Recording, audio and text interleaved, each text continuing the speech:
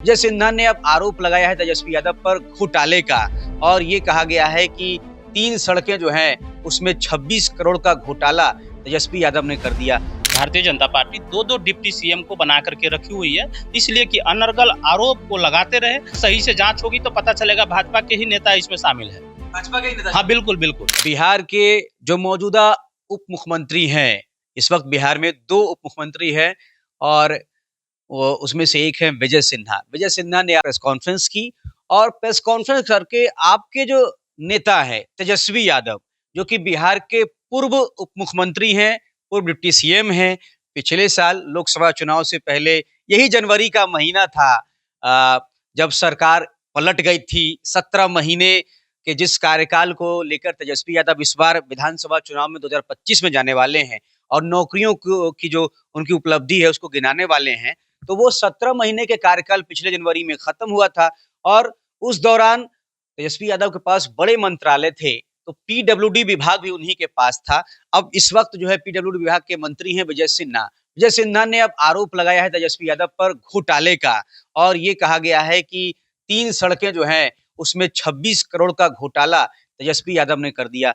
जानकारी तो आपको मिली होगी, क्या कहेंगे विजय सिन्हा और बीजेपी ने, बिहार के उप मुख्यमंत्री ने जिस तरीके से आरोप लगाए हैं आपके नेता और पूर्व उप मुख्यमंत्री तेजस्वी यादव?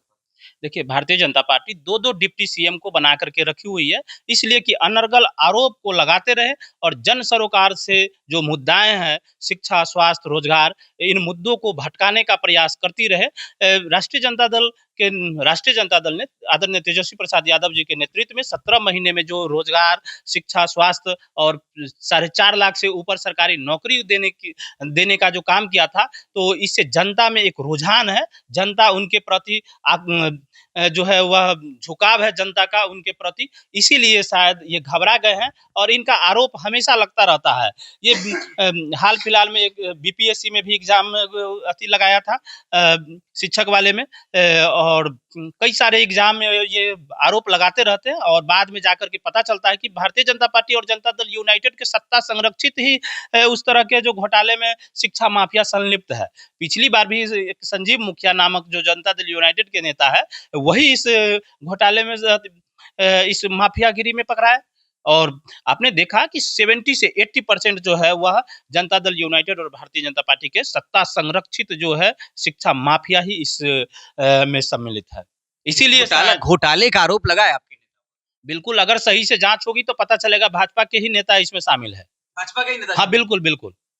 मतलब इतने यकीन से कैसे बोल रहे हैं? बिल्कुल, मुझे जानकारी है कि भाजपा के नेता ही घोटाला करते हैं, आरोप लगा देते हैं। पिछली बार भी बीएसएससी के एग्जाम में भी इस तरह का आरोप लगा रहे थे और पता चला कि संजीव मुखिया जी जो जनता दल यूनाइटेड के और उत्तर प्रदेश के जो उनके सहयोगी है, वो उसमें शामिल, सहयोगी जो पार्टी के विधायक है वो शामिल है इसमें।